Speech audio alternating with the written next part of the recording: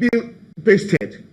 They disallowed it. They wanted to isolate themselves from Jonathan. Yeah, but Mr. Ugbechie, what about those who have said, look, this is politics. People will always pitch their interest. You might expect them to. It's a game of interest. And someone have said, look, some said they had warned him that some of these things were going to happen.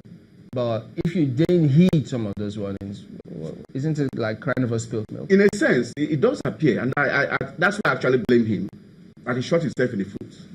Because this same Goodluck Jonathan, I like his democratic ideals. I like his temperament. I like his self-restraint. I like the values and virtues of democracy that he unveils. But this same man promised to do one thing. He did promise. So isn't that it was recorded? Isn't that the crux of the matter? That is it. That's what I'm saying. He did not read the tempo. He did not read the code. That don't happen with you. You are taking our position. You are taking our slot. And Nigerian democracy, I keep saying that, I keep insisting, our democracy has not matured to the level of, I don't care where the person comes from. We are trying to build this democracy, north, south, north, south. Let it keep swinging until we get to that level where majority of the people, the electorate, are educated enough, are democratized enough, because democracy is a process. You must democratize the mind of the people in the first place. You must democratize their mind to know that at a point in time, it doesn't really matter where you come from. So at that point in time, we have not reached there. Okay. So when it is a north and south thing, and the north felt shortchanged. But what is it possible, or it's believed that he was actually asked to run? The chairman of the party at that time was, and some other people asked him to run. So should he have disobeyed the leadership of the party? No. The point remains that, in a party, a behemoth party like the PDP, or any political party, there will be dissent. There must be people saying, please don't go. There must be another category of people saying, you go. Nothing will back you, we support you. And I think he yielded to that voice of saying, or that said to him, we support you. Some people may openly come to say, that's hypocrisy. It's all over. It's in politics. It's part of humanity anyway. It's part of human nature. Some people may openly say, Oga wrong. Behind him, they'll go and prop up another person. This man must fail. In fact, they may even have set him up so that the North will take over, knowing that your candidacy is not a popular one. So it presents an opportunity for the North to take over power. Another party. When you say that, the North says it's taking our slot, the felt shortchanged, and don't forget, I mean, it might be their own internal political party arrangement, but it's not defined, it's not scripted, it's not in our laws, so you can vie. After all, remember, the SGF had gone to the Southeast and told them, support the president, and then he'll hand over to you thereafter. Definitely. Today, you hear the Minister of Powers and Housing say, well, the Southwest will get... So this is politics. It's not written anywhere that, yes, you must get this. So it depends on how you play your card, isn't it? It depends on how you play your card, but when you don't play your card stupidly and foolishly, you must gauge. If you are members of a political party, and I know that I need your vote, I need your vote, I must also watch you, your countenance, your body language. Are they really for me?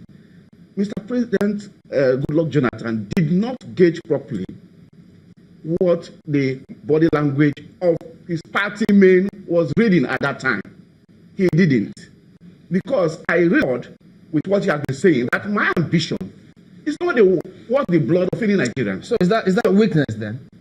No. It's in the Nigerian perspective. It's weakness. Of how people bully their way into office. So what do you want? Do you want someone who will bully his way? A Democrat of such? No. Jonathan is naturally a weak man. I said it, I separated, I said, but he's a Democrat to the core. So... I'm trying to reconcile that because if some of the tenets of the characters you've just highlighted here now are democratic values, yet you say he's weak. So how do you reconcile that? No. You see, somebody may be weak and not even be a Democrat. Somebody may be weak and also be a Democrat.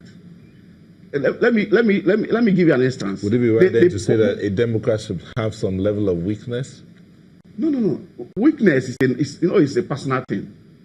Somebody may be weak in terms of not being able to railroad his way, even when that way is good. A weak man may have a good policy, but once the opposition arises, he drops it. That's weakness. It has nothing to do with the fact that the police is not good.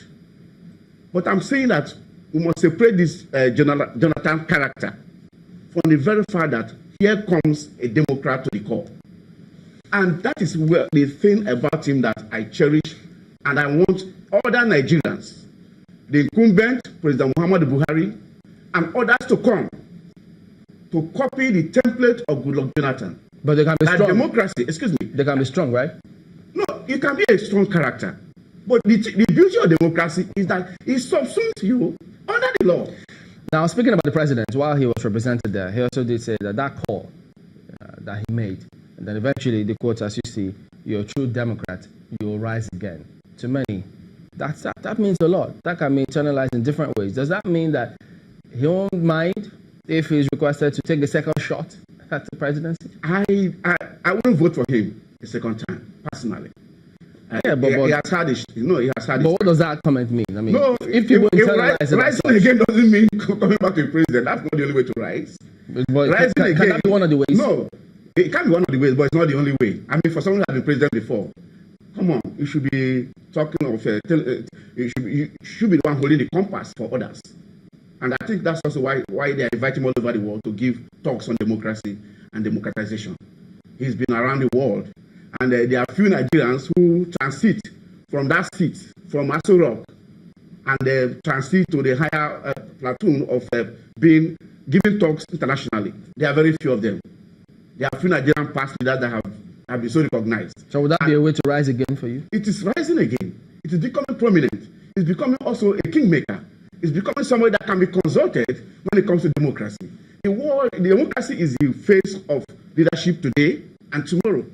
So if somebody shows that true color in a continent, in a country that has been labeled as where tyranny brews, if we have one person, just one person, that can point the way, that is why the world also is fighting and reckoning with him. So now, in the light of all of this, the transition hours, what transpired in those hours, and where we are today, our democratic journey, would you say we've learned lessons and we're building on those, if you could call it, gains now?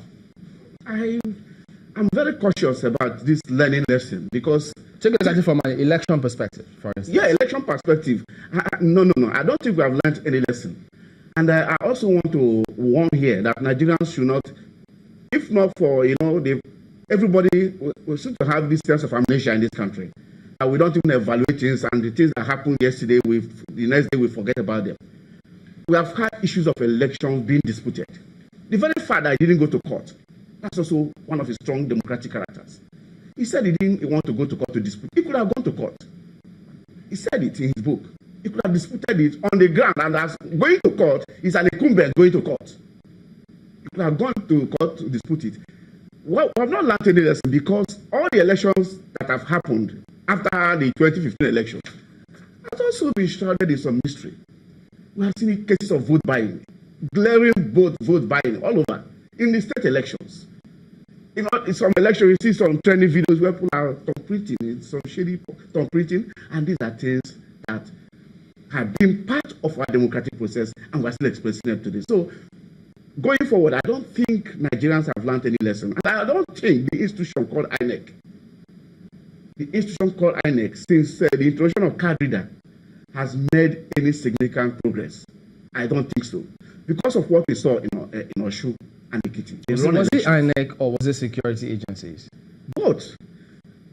Election is everybody's business. You and I, security apparatchik. So no matter what INEC does, if security, or at least if they're accused of playing a certain role, you blame both INEC and security.